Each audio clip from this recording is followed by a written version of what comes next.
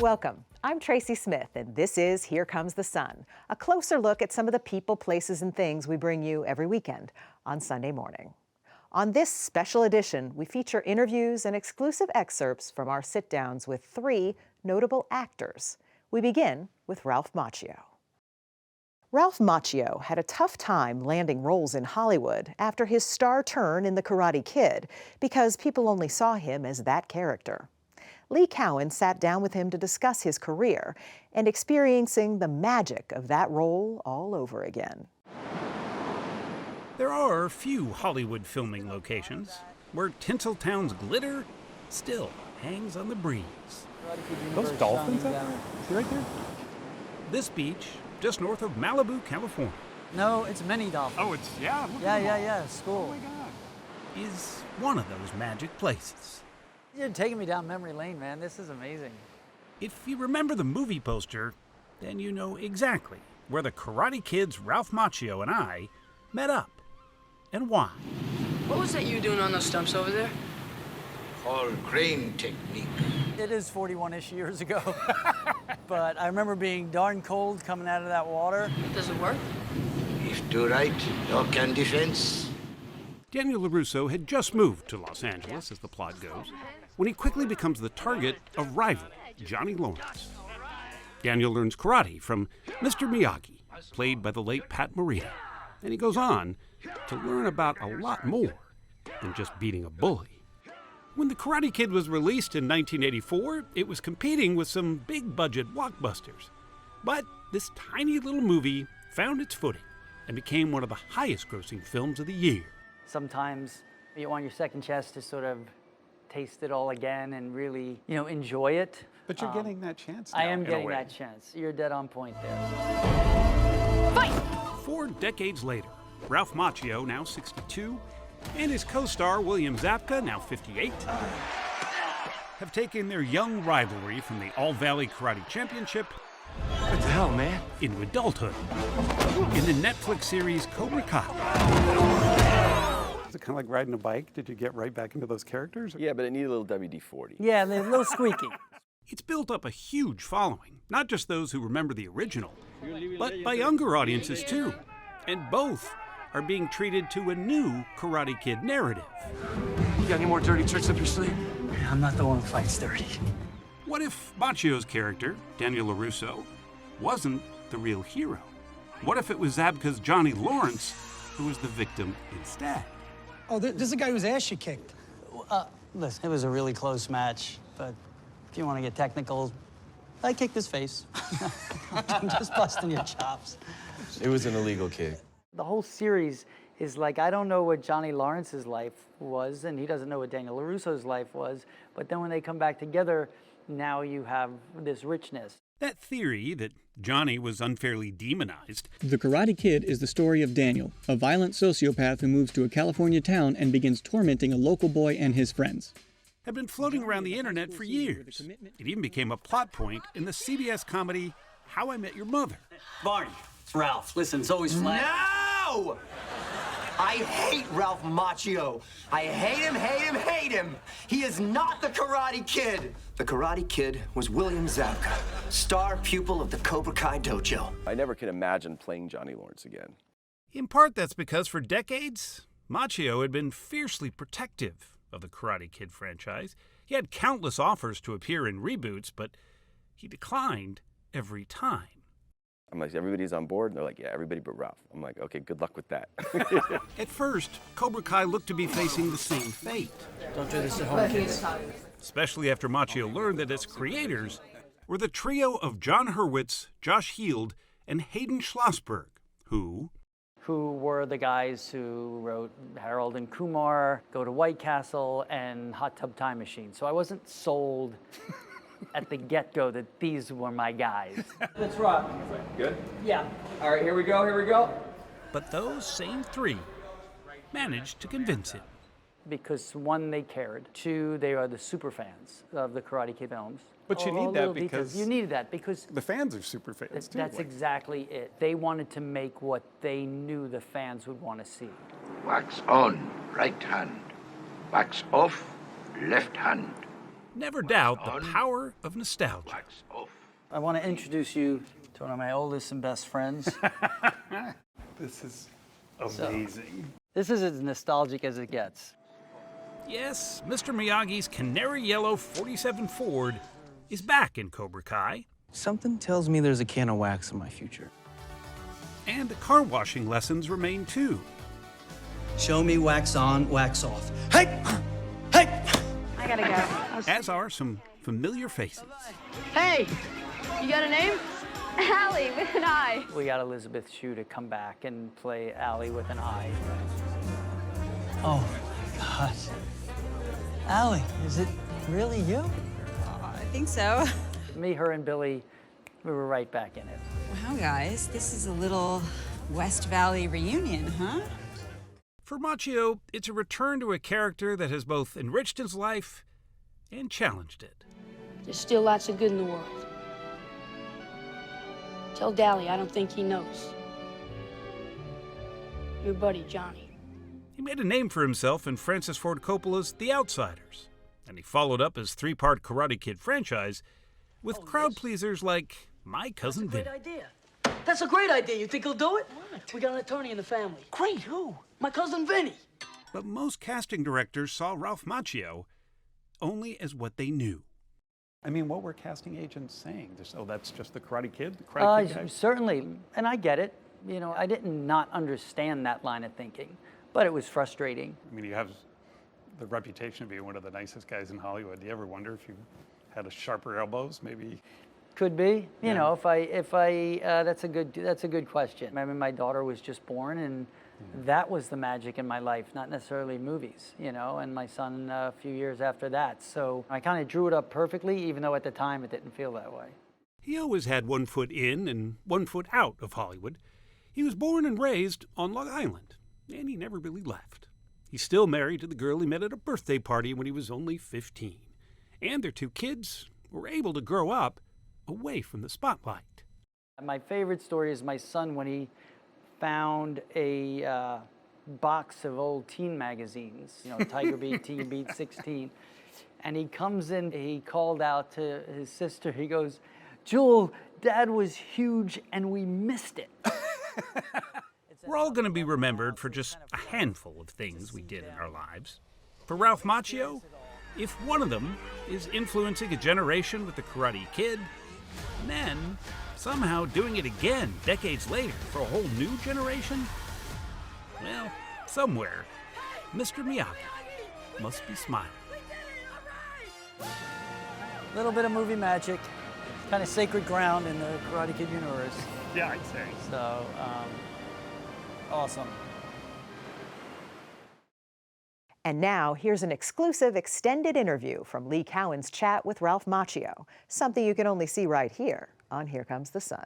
What's it like for you to kind of watch this thing through your lens of sort of deja vu in a lot of ways? Right. Like, what's that like for you? Unique.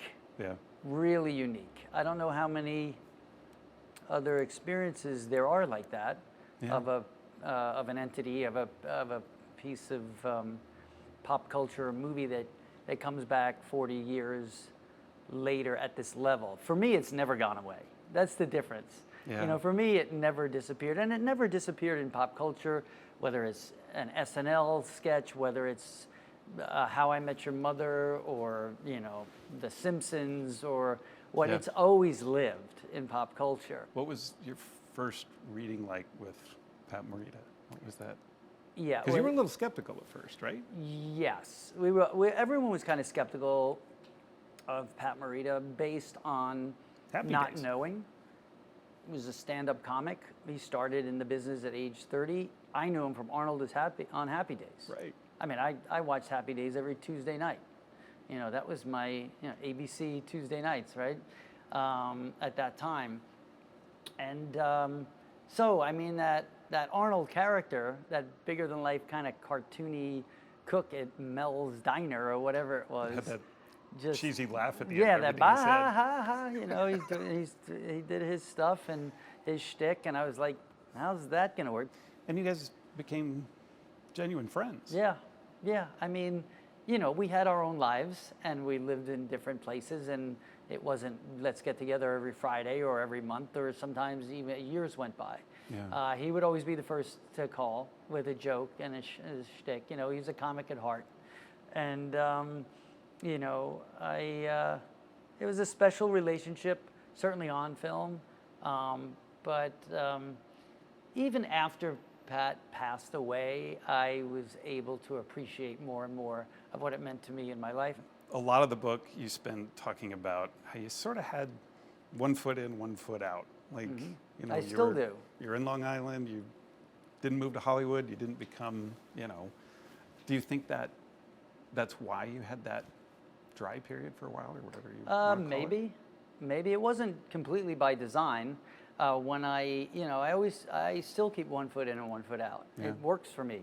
Provides balance, if you will, to pull off the Miyagiism, right? I think that, you know, you could argue that if I stayed in it and I just went all in when things started to not come my way as easy, for lack of a better word, there might have been other opportunities that I might have been able to grab. But on the flip side to that, I also spent time years later digging in further when it was more about I have to get back, and that doesn't yield fruit necessarily either. That's all cool. When I look back at it, it was perfectly designed. It's, you know, because I got to be there. Well, because I was there for my kids. I was there.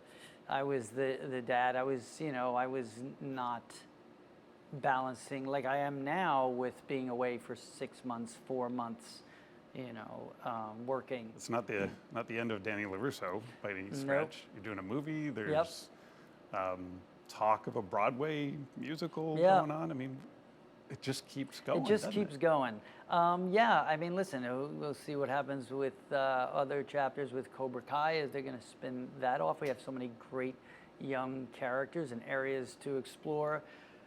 The Broadway musical, Robert Kamen is, you know, who wrote the original screenplay, has written the book for the musical. It's in workshop phase now. And then the movie with Jackie Chan. So heading off to bring LaRusso's legacy to that chapter as well. It's really quite extraordinary. I'm feeling a little Luke Skywalker in this Star Wars vein. He could be on The Mandalorian and Rogue One, and so it's not something I take lightly, and certainly something I'm not taking for granted. It's really a great privilege, and I'm grateful to have it.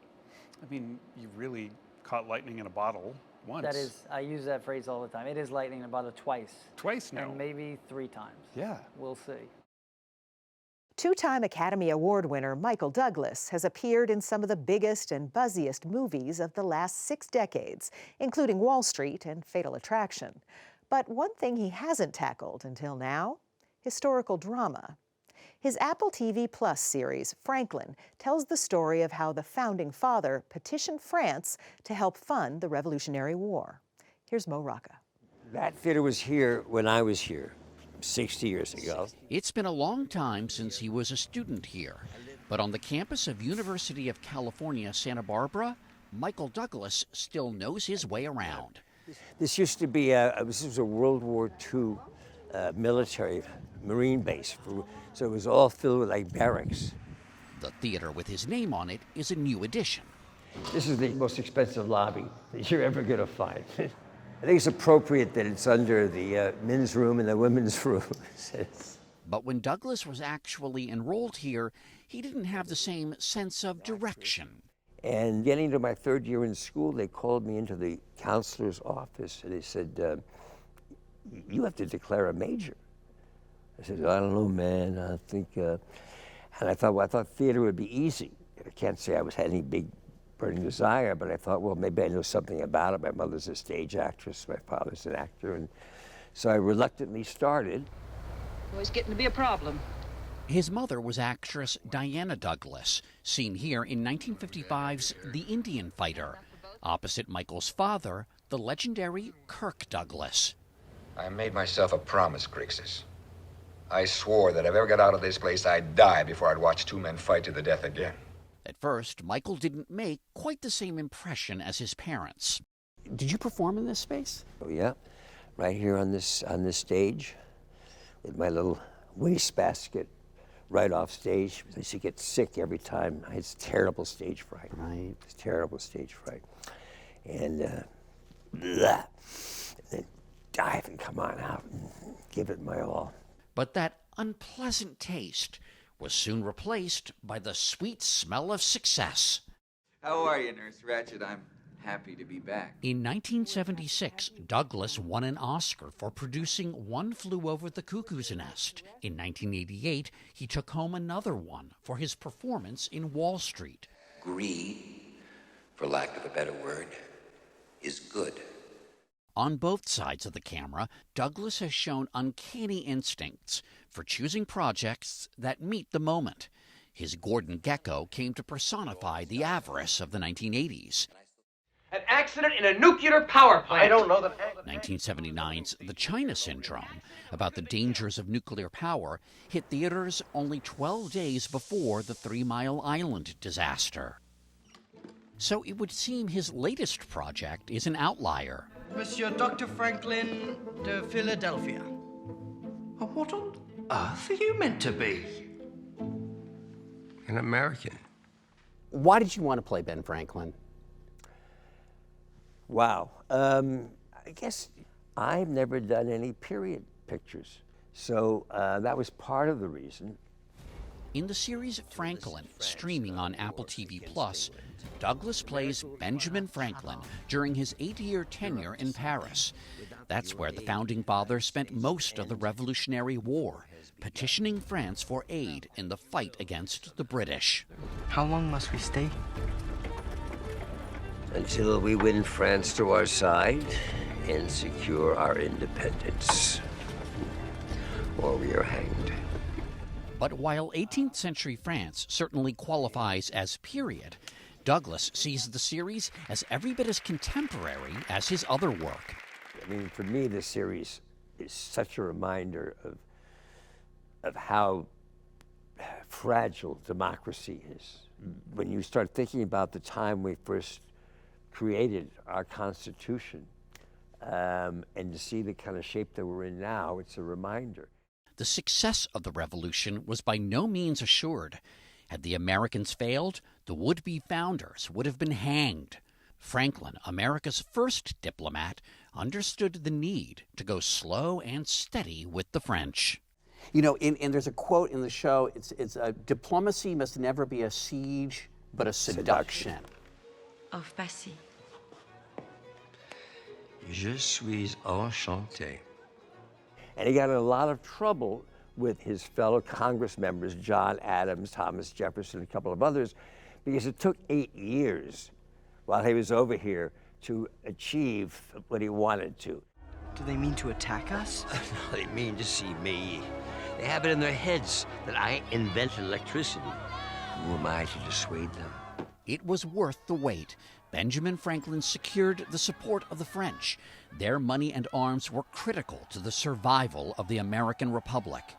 Franklin left France at the age of 79, the current age of the man sitting in front of me.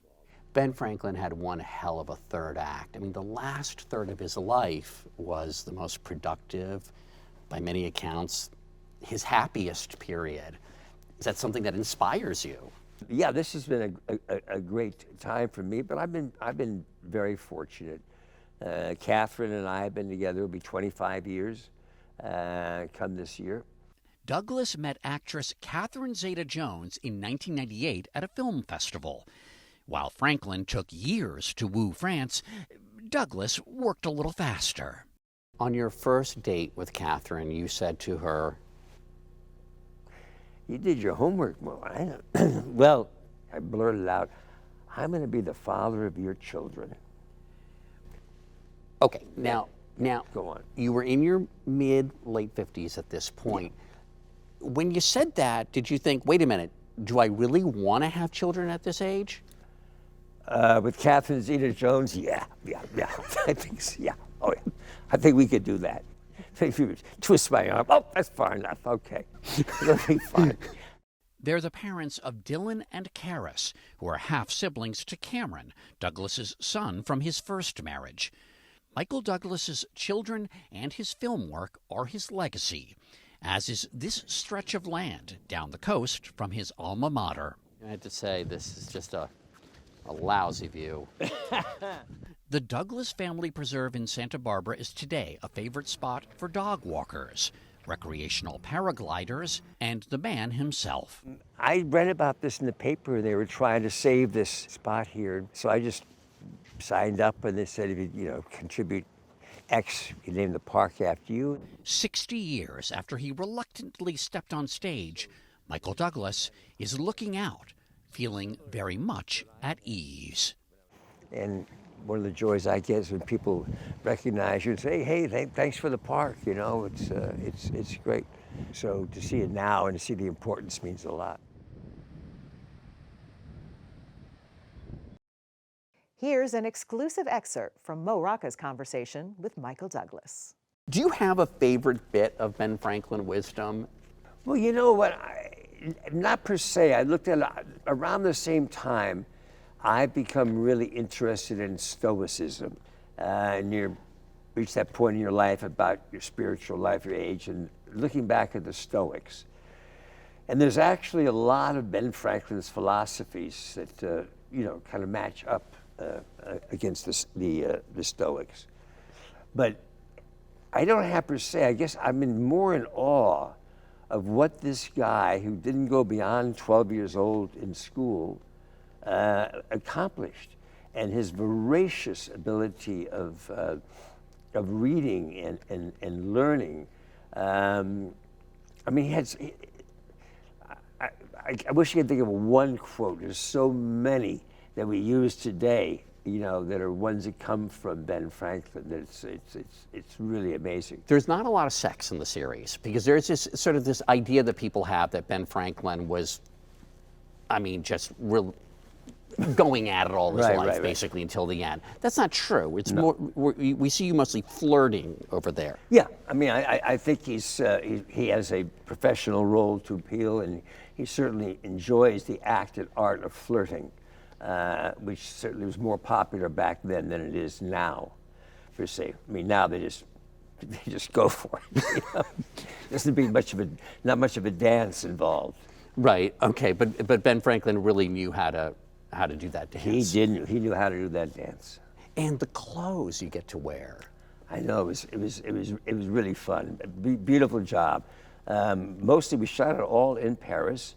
I was actually the only American actor. It was all French actors and British English actors on the other side. I'd say a good third of the pieces with subtitles. The scenes that are in French have subtitles, which seem to work very effectively. And I had probably the best time I've ever had on a production. Paris may have had something to do with it, but it was really, really well organized.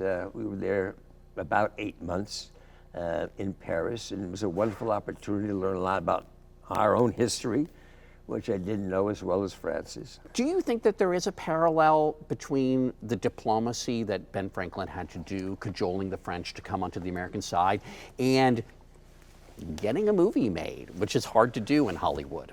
I do. I think it was an element. Obviously, they're dealing with much more serious issues. I always have to remind people, movies, the most difficult thing about movies is how expensive they are for 2 hours of entertainment. Yeah. We do get away with murder in the efforts of how much we will spend to make a piece of art or a commercial film. But yes, I think there's a lot to be said about the negotiating and talking somebody into and persuading them that they're right for the part. What has it been like raising 2 children in your 50s, 60s, and into your 70s?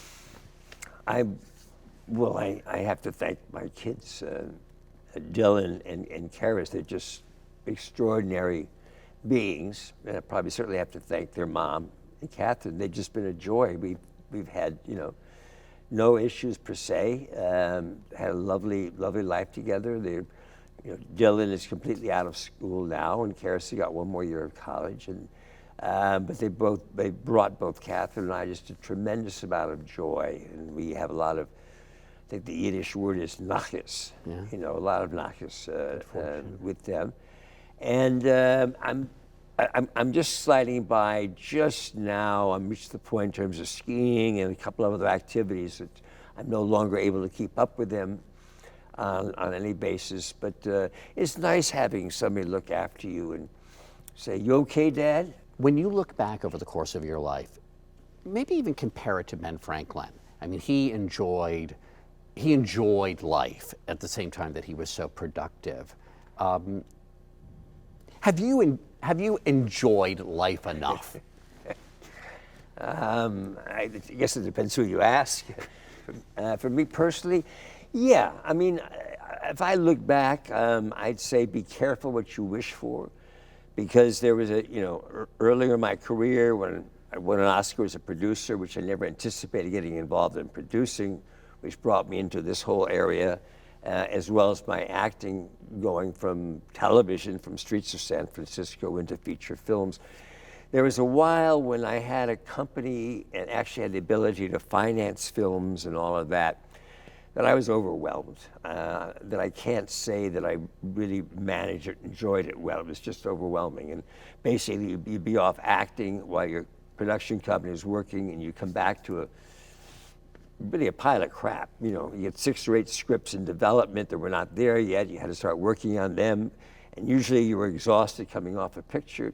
So there was that time. It's a high quality problem, I understand, but there was that time where I was probably doing too much. But saying that, I had a lot of fun. I've had a lot of fun.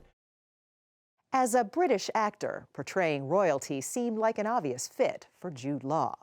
He was once Shakespeare's Prince Hamlet, and in the film Firebrand, he embodies England's tempestuous King Henry VIII. But what makes his characters distinctive is his determination to find their humanity, as he told our Lee Cowan.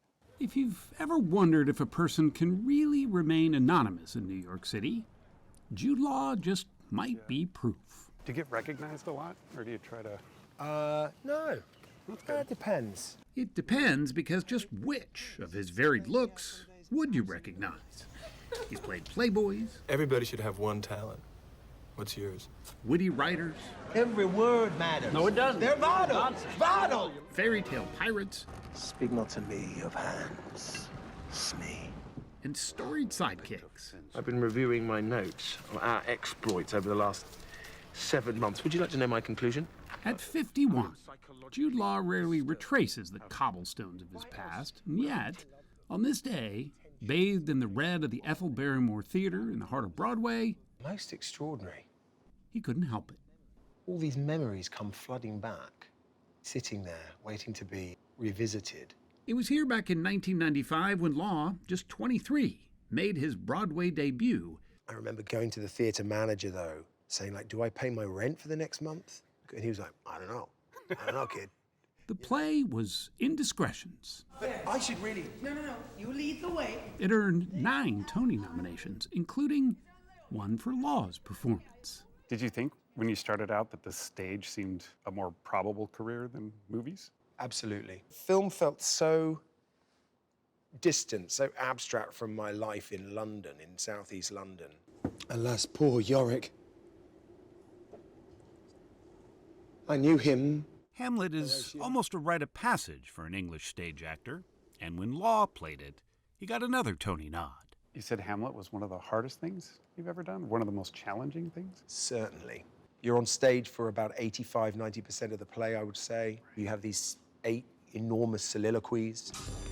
Being scared of taking on something like that is natural, and part of that should be the motivation for taking it on.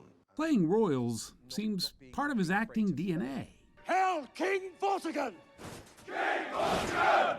He's played fictional rulers, renowned rulers, and currently one of the most reviled, King Henry VIII, husband to 6 wives, 2 of whom he had executed. They know what would happen. We would have to have their head cut off. I have a theory that he was a romantic, really fell in love, and had no idea, of course, that his love life would go down this path of wreck and ruin and murder.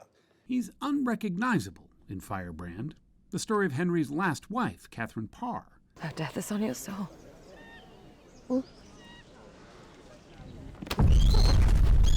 James! James! Take the horn. I'm sorry. What? I'm so sorry. I don't know. Any of the actions, whether they be aggressive, grotesque, lewd, they had to come from a reason, and they had to come, I think, from a sense of truth. It's always about that, really. The vengeful King Henry VIII. Part of finding that truth was getting at the humanity of just who Henry was. He was a man of war, yes. You realize what we drag these poor beasts into. Right. But here at the Arms and Armor Gallery at New York's Metropolitan Museum of Art, curator Edward Hunter pointed Law to a suit of armor actually worn by the king himself that shows evidence of the crippling pain in his legs, probably from a jousting accident. Unlike many of the other armors around the galleries, it doesn't go all the way down on his legs. No. He chose this armor specifically for comfort. The open wounds were exactly around there, they think, weren't they, on the lower legs? Couldn't get on my horse. In front of all my men, it was humiliating. That pain must have, you know, his temperament probably rose and fell, and I think that really colored who he was. Growing up, the arts were everywhere. His parents were both teachers, but also performers. To them, Law's entrance into the arts wasn't a surprise, but his ensuing fame was. What do they think of all your success? They've been around to see it all, which is great. Some people don't have that. I guess, yes, indeed. I think it was a big thing for them to sort of understand. There's a certain public ownership that you suddenly feel you give up to this public persona. Actor Jude Law testified at Britain's phone hacking trial on Monday. In the mid-2000s, he lost all ownership of his private life. For years, his phone was being hacked by the tabloid news of the world, and every private conversation became public. I mean, it seemed like who you were and the relationship you were in. I mean, there was really, at some point, it felt like there had to be nothing left to write about your personal life. I certainly felt like that. At the time, was like weathering a storm, and it dissipates and you learn from it and you adapt and your life moves on. What's been hard, I think, is in the UK, the media have rehashed stories that are 20, 25, some of them 30 years old. They'd been through every garment in my laundry basket, and there was no more dirty No more linen. dirty laundry. It was like, that's done. Not surprisingly, these days, he and his current wife, Philippa Cohn, try to live a very private life. We're on a great adventure together, and I feel hugely supported by her. Being a dad is a big part of that. They have 2 young children, adding to the 5 Law had before. Having a famous dad is one thing. Having one voted as the sexiest man alive, well, that's another. Come here. You're beautiful. He was almost too good-looking, one might argue.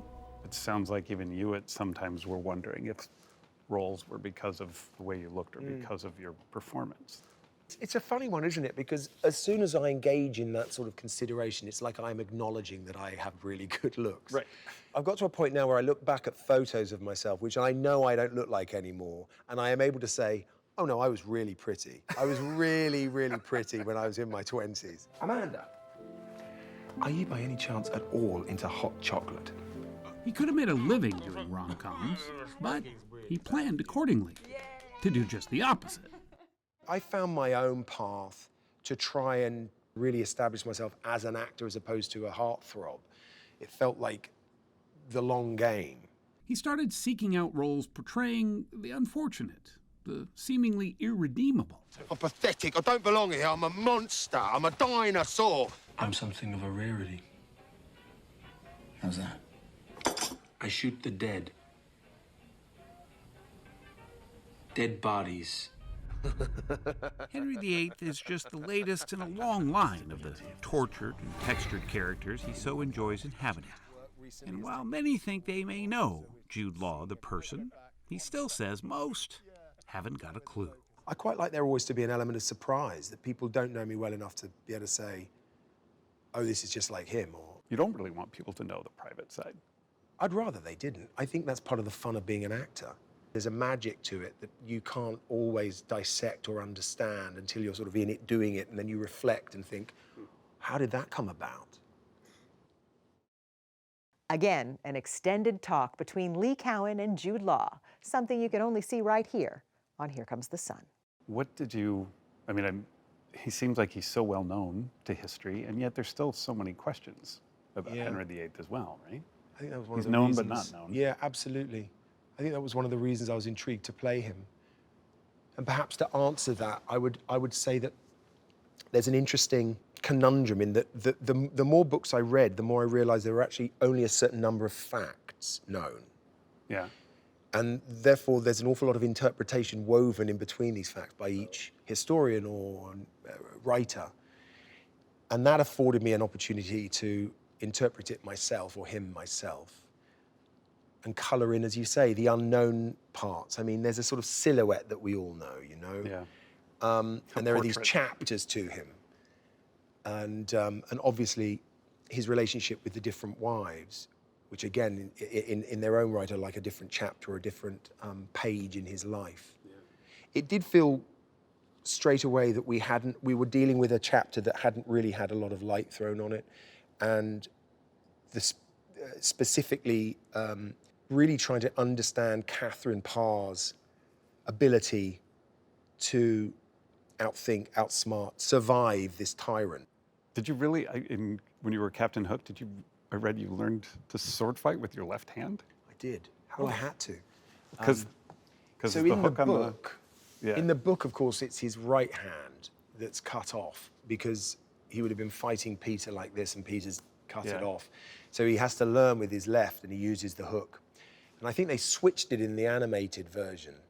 I think in the animated version, it's his left and he fights with his right. So we learned, I mean, that's what I was doing during COVID lockdown. Really?